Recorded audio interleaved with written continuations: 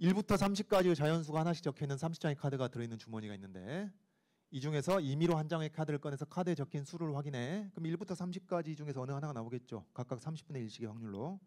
그 다음에 꺼낸 카드를 넣지 않고 주머니에서 다시, 그러면 넣지 않으면 몇 장 있는데 29장 있는 상태에서 여기서 다시 임의로 한 장을 꺼냅니다. 그럼 남은 29장의 카드가 각각 29분의 1씩의 확률로 가능하겠죠. 그런 상태인데, 그래서 첫 번째 꺼낸 카드 거기 적힌 수 M, 두 번째 꺼낸 카드에 적힌 수 N 이렇게.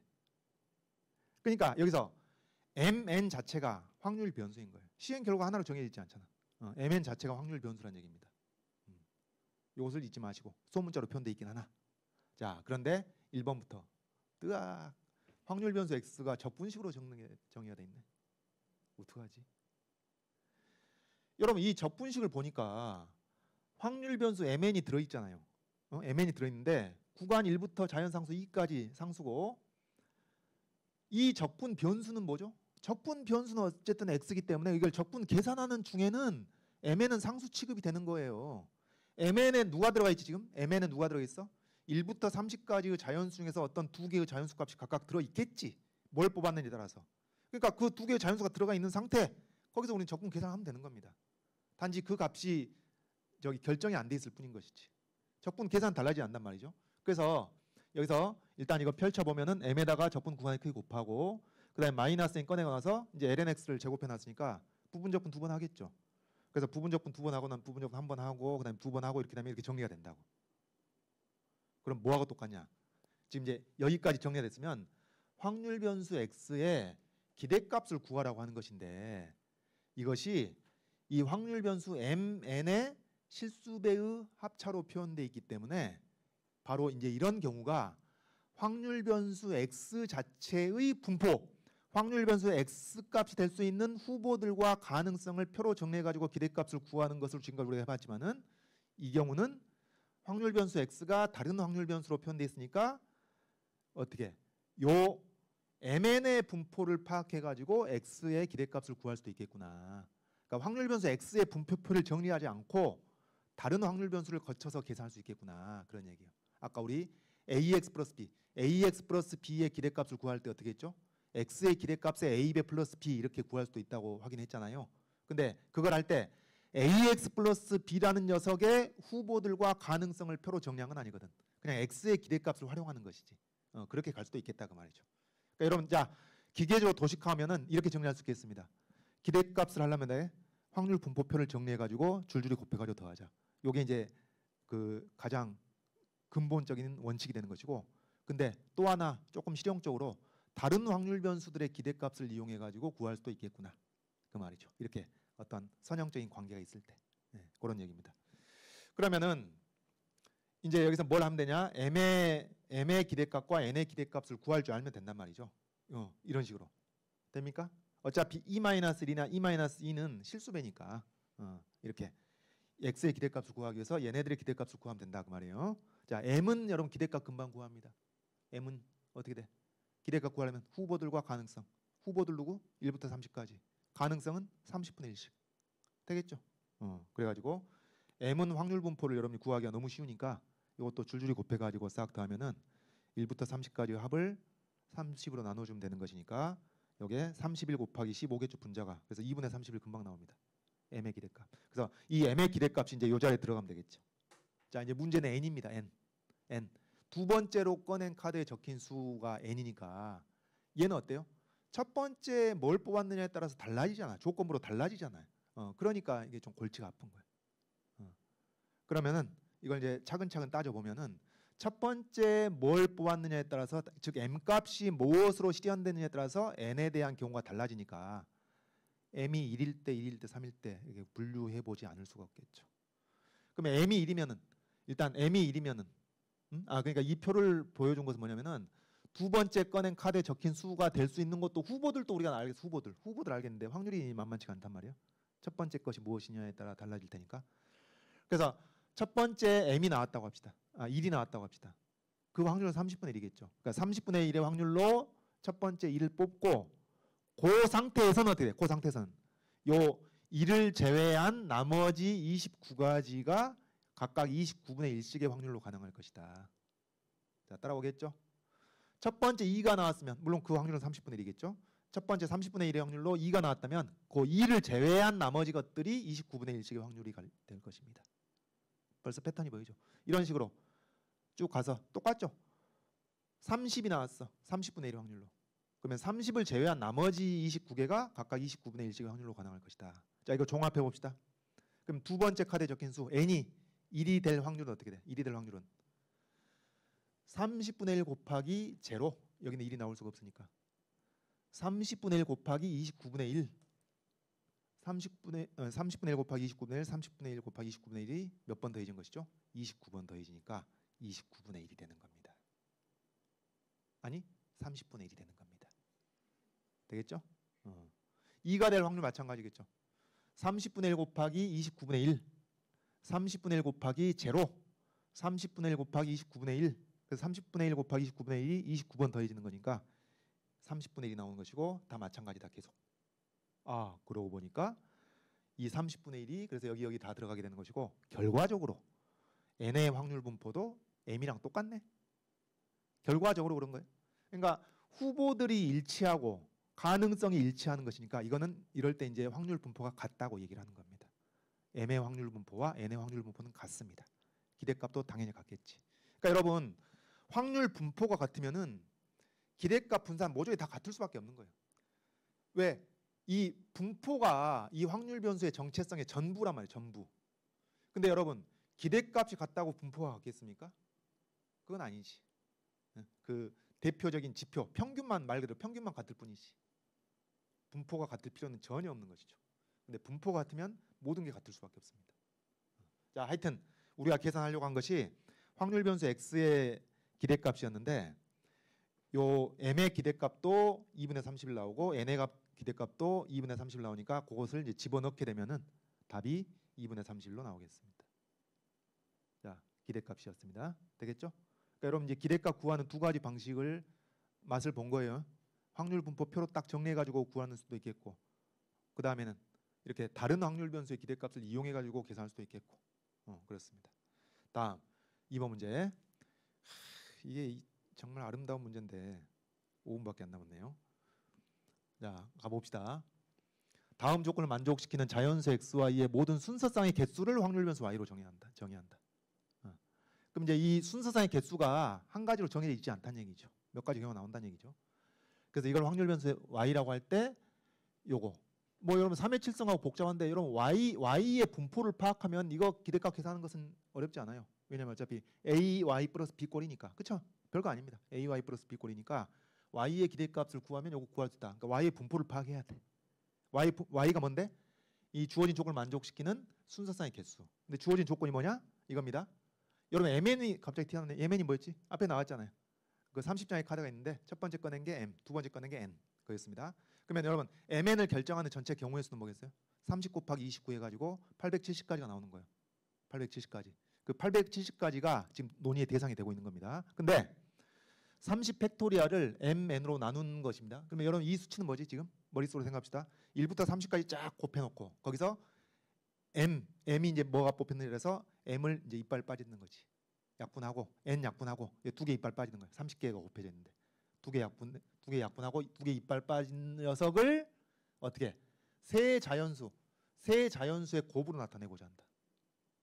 근데 세 자연수가 어떤 관계냐? 대소 관계는 정해져 있고 대소 관계가 정해지지 않다면은 뭐 6가지가 다 될 텐데 그 6가지를 한 가지로 환산하겠습니다. 이제 대소 관계 정해지니까.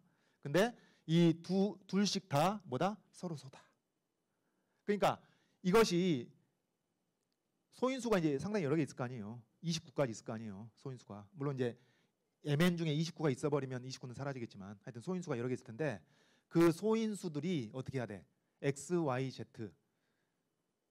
겹치는 거 하나도 없이 한쪽으로 몰빵이 가 돼. 한 종류의 소인수는 하나로 몰빵이 돼야 둘씩 서로 소가 되겠죠. 되겠습니까? 아, 부담스럽네. 그래서 살짝 정수론과 좀 관계가 되겠습니다. 소인수 분해나 약수 배수 관계까지. 자, 그러면은 일단 우리가 생각해야 될 것이 뭐냐면은 전체 870까지다.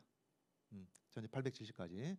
mn은 서로 다른 30 이하의 전수서 mn을 결정하는 방법이 870까지 있는데 자, 그런데 이제 문제는 중요한 것은 보니까 이것을 서로 소인, 둘씩 서로 소인 세 자연수의 곱으로 쪼개기 위해서는 이 mn분의 30 팩토리얼에 있는 소인수들이 다 xy치로 나눠서 들어가야 될 거 아니에요. 그리고 겹치지 않게. 한 종류의 소인수는 한쪽으로만 가야 되니까 그것을 세기 위해서 이 소인수의 종류를 확인하는 것이 이제 중요한 문제가 되겠습니다. 일단 30 팩토리얼의 소인수는 이렇게 해가지고 29까지 10개가 있다고. 소인수 10개가 있는데 그런데 이제 문제는 뭐예요? mn분의 30팩을 세 개로 쪼개야 돼. 세 곱으로 쪼개야 돼. mn분의 30팩을. 그러면 여러분 mn분의 30팩 이것은 소인수가 몇 개 있을까요? 어지간하면은 약분이 되더라도 남아있겠죠. 어지간하면 남아있는데 남아있지 않는 경우도 있을 수가 있습니다. 왜? 여기서 17, 19, 23, 29 여기를 30팩을 소인수분해 보면 얘네들 하나씩밖에 안 들어있잖아요. 13만 13, 26 두 개 있고 11, 22 해가지고 두 개 있고 7은 7, 4, 28 네 개 있고 5는 이제 5, 6, 30뿐만 아니라 20 제곱수까지 생각해야 되고 이런 식이라고. 여기서 이제 개수가 확 늘어나겠죠. 그러니까 mn 중에 30개 중에 하나 뽑았는데 m이 23이 나왔네. 그럼 이제 소인수 하나 줄어드는 거예요. 그러죠?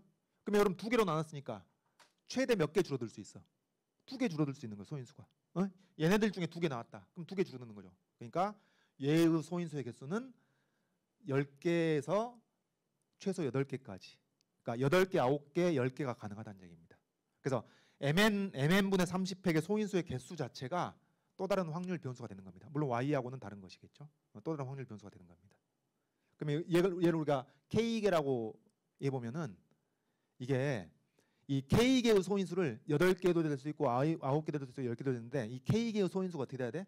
x, y, g 세 자연수의 한 종류의 소인수는 몰빵이 돼야 된다고. 자, 그러면 우리가 이렇게 생각하는 거죠.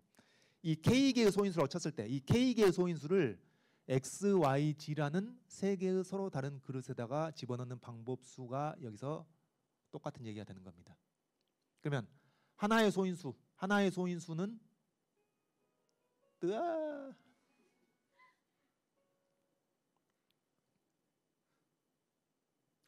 궁금하지 않아요? 어떻게? 인간적으로? 지적 호기심이 생기지 않나? 그럼 이렇게 합시다.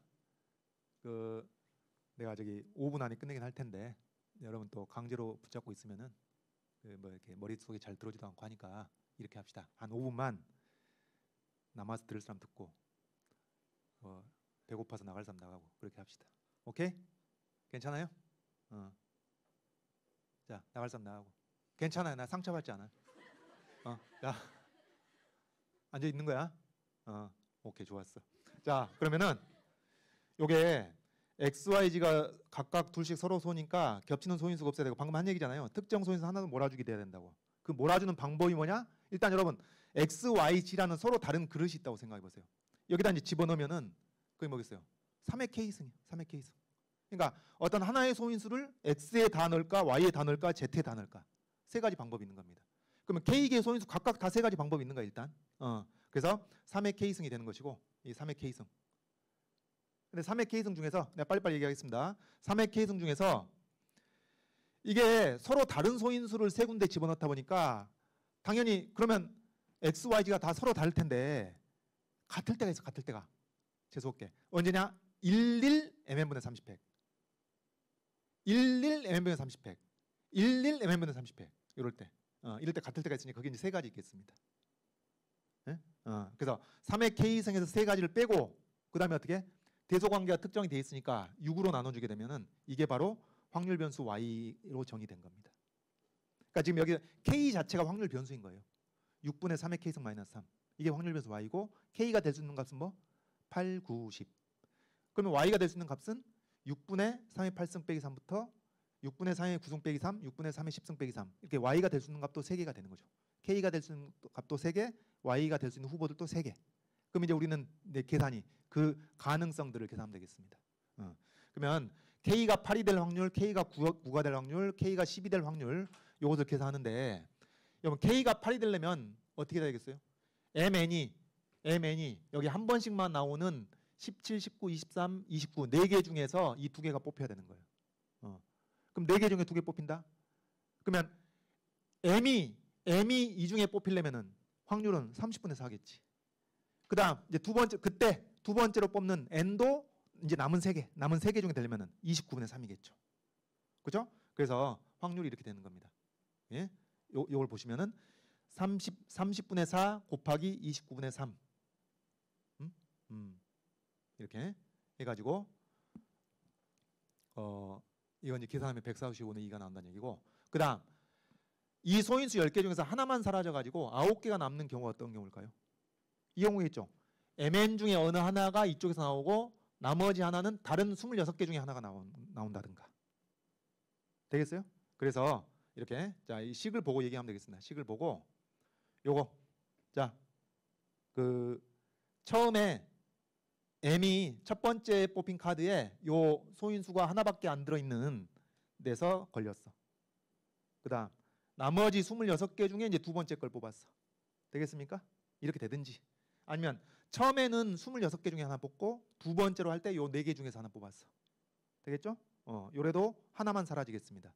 근데 여러분 이걸로 끝나는 게 아니고 여기서 이 소인수가 11하고 13은 두 개씩 들어있잖아요. 11하고 22, 13하고 26 두 개씩 들어있으니까 MN이 똑같이 11의 배수가 나오든지 똑같이 13의 배수가 나오든지 그래도 그 소인수가 사라지는 거예요. 바로 그 확률이 이게 되겠습니다. 자, 되나요? 그래서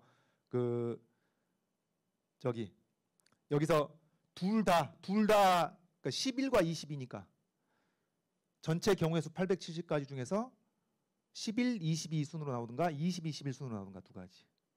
전체 870가지 중에서 13, 26 순으로 나오거나 26, 13 순으로 나오거나 이렇게 가지고 요걸 전체 더한 것이 K가 9가 될 확률이 되겠습니다. 소인수가 9개 남아있을 확률. 그러면 소인수가 10개 다 살아남아있을 확률은 이걸 빼면 되는 거예요. 1에서 두 가지 빼면 되겠습니다. 이렇게 해가지고 일단 K의 분포가 이렇게 확정이 되는 거예요. 되겠습니까? 후보들과 가능성.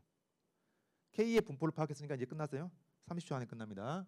K의 분포를 이렇게 파악했어요. 그럼 Y의 분포는 뭐가 되냐? Y가 이렇게 되는 것이니까 그대로 들어가면 되는 거예요. K에 8 집어넣으면은 K가 8일 확률이 이거니까 Y가 6분의 3의 8승 빼기 3일 확률도 저것이 되는 거죠. 그래서 K에 8, 9, 10 집어넣은 게 Y가 되는 것이고 확률은 똑같습니다. 확률은 똑같아. 자, 근데 뭘 계산하라 했죠? 요거 계산하라 했죠? 근데 여러분 여기서 이것은 괜히 여러분 피곤하게 하려고 한 게 아니고 계산 편의를 위해서 사실 이렇게 식을 준 거예요. 여기서 Y의 기대값을 이용해가지고 AX 플러스 B 하듯이 하면 되는데 여기서 이거 곱해서 더 하려면 계산이 더 복잡해. 요걸 변형하는 게 더 낫지. 그래서 자, 2배하고 Y에다가 2배하고 1 더합니다. Y에다 2배하고 1 더하니까 이거 사라지겠지. 3의 7승이잖아요. 그걸 3의 7승 나누니까 이게 이 값이 1이 되겠죠. 되나요? 그래서 Y가 요 값일 때 얘는 1이 된다고. 그럼 또 2배하고 1 더하죠. 2배하면 이거 3이 되고 1 더하면은 이게 없어져 가지고 3의 8승이 되잖아요. 3의 8승에다가 3의 8승을 3의 7승으로 나누니까 이게 3이 하나 남는다고. 마찬가지로 이거 9가 되겠고 확률 똑같습니다. 확률 똑같겠고 이제 이 상태에서는 줄줄이 곱해 가지고 더해서 기대값이 나오게 된다라는 얘기. 되나요? 이런 식입니다. 그래서 정수론과 살짝 좀 결합을 시킨 아주 어려운 문제죠. 객관적으로 어려운 문제입니다.